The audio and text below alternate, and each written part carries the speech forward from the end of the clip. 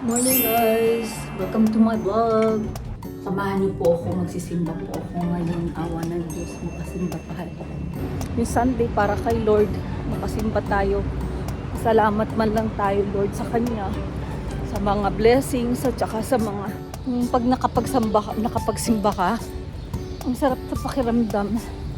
Parang lahat yung lalo na pag naaihinga mo sa Kanya yung mga bagay, tsaka nakapagpasalamat ka sa Kanya. Yan ang simbahan.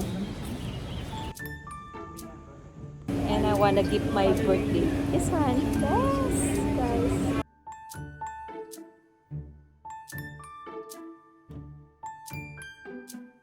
See?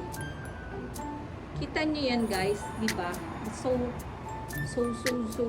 ganda.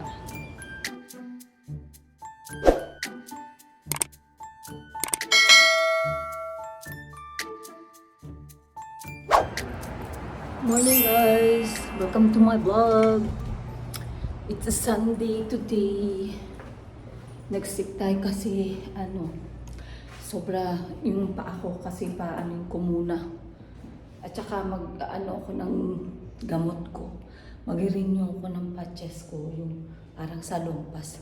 Yun guys, sa mga tao pala na nakakapanood nito, huwag po kayong mahiya na mag-subscribe sa akin sa mga dumandaan sa videos ko.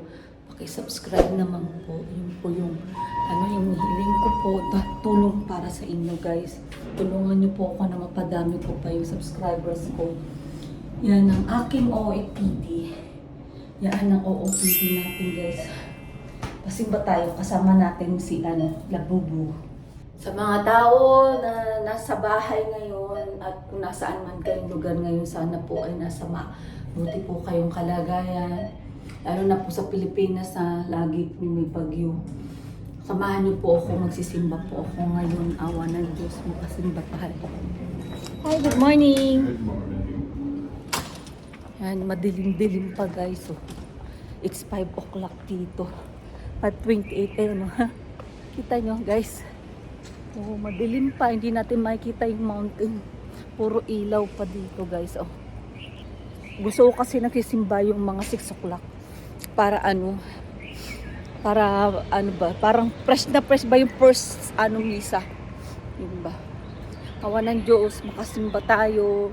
Basta first of all yun, happy Sunday sa mga nandito sa Hawaii. Happy Sunday guys. Have a blessed Sunday to everyone. Ayan. Hindi ko kasi maintindihan tong paa ko guys. Yan, pagka naglalakad ako, parang ika-ika yung isang paa ko. Pero pasimba tayo, kaya lang yung Sunday para kay Lord, makasimba tayo. Salamat man lang tayo Lord sa Kanya, sa mga blessings at saka sa mga alam nyo guys, hindi naman lagi magpapasalamat ka lang dahil may blessing ka na dumarating. Magpasalamat ka rin syempre, yun nga lagi ko sinasabi, araw-araw na buhay mo na nagigising ka sa umaga, nakakasurvive ka sa araw-araw na buhay. Alam niyo guys, masarap yung pakiramdam kapag nakapagsamba ka.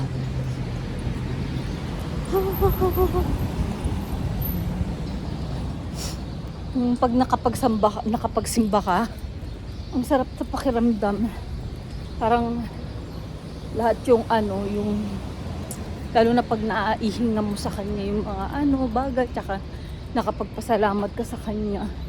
Kasi parang iba talaga yung pumupunta ka sa Kanya, sa bahay niya, at saka yung personal ka talaga nagpupunta sa simbahan. Kaya tayo guys, malapit na tayo sa simbahan. Mga kasabay ko, mga inchik doon, mga kasabay ako. Ayun, ito tayo. Ayun masyadong tahimik yung dagat. Yung tahimik ng dagat guys. Ayun ang simbahan.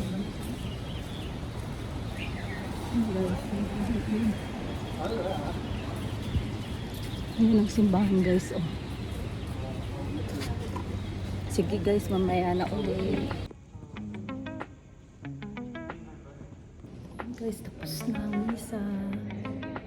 Tapos na, Blessed Sunday guys. Ang ganda ng simbahan. Guys, oh. Dito. Thank you Lord. Tapos po yung misa. Salamat Lord. May mga tinda sila sa bahay. Tapos ka. Okay. Natin yung mga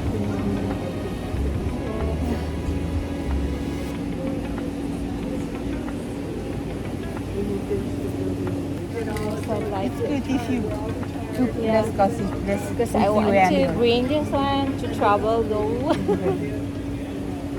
And I want to give my birthday. This one. Yes, guys. I got my rosary. I bought this one. Have a blessed Sunday. guys, tapos na ang simba natin. And then, nakabili na ako ng rosary. I bring that on my travel. Siyempre, hindi tayo ng August. So, ipakita ko sa inyo yung dagat. Yan na, maliwanag na ngayon guys. Kanina madilim pa nung naglalakad ako. So, yan o. Dito kami nagsiswimming nun eh. Yan. Yun o, ang royal. Yung pink. Diba? Ano guys, oh. Maganda. Diba? Di ba maganda guys? Oh. Ang ganda ng ano.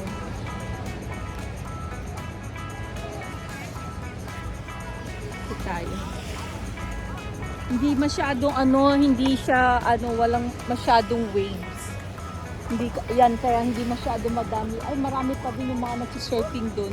Pero yung husband ko kasi bago siya mag-surfing, sine-check niya muna kung maganda ang waves. Ay pagka hindi masyado, so yan, hindi siya nagsuswimming, nag-ano sa surfing kasi yun, nagsisurfing yung asawa ko. Ayan guys, tayo, swimming lang tayo, pero ngayon, hindi na tayo nakapag-swimming kasi nga, masyadong hindi na kaya ng power natin yung swimming dahil maano sa trabaho natin, pagod na tayo sa trabaho guys, so yeah, yun.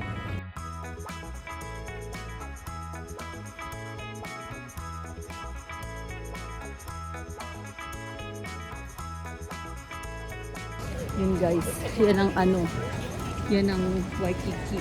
Yan. Kanina kung kukonti yung tao, ngayon marami ng tao guys. Dami na, may mga nag-jogging. Diba? Parang ang bilis lang Lord ng ng panahon dahil sa mga dumadaan na panahon, ng mga pinagdadaanan namin.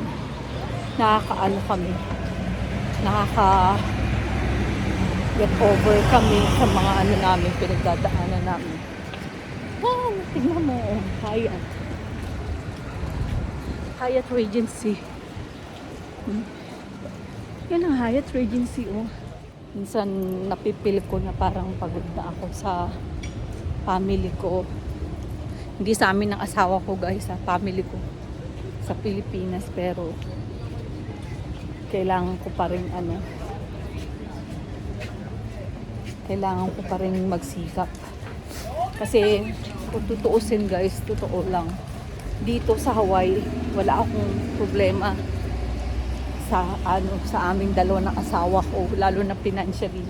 Wala akong problema dito sa Hawaii kasi nagtatrabaho ako, tapos in fairness yung asawa ko, sobrang helpful siya sa akin dahil wala tayong ginagastos sa bahay.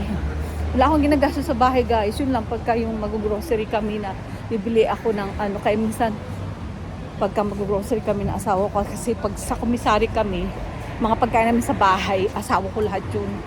Tapos in fairness, sa pang-bills pa namin.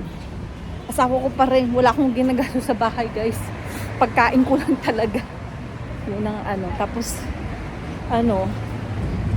sobrang thankful ako sa asawa ko. Bless ako dahil binigay siya sa akin ni Lord. Kasi marami akong mga needs na nakukuha ko dahil nagtatrabaho. Dahil nga, syempre kung hindi ako nagtatrabaho, hindi ko rin makukuha yung needs ko.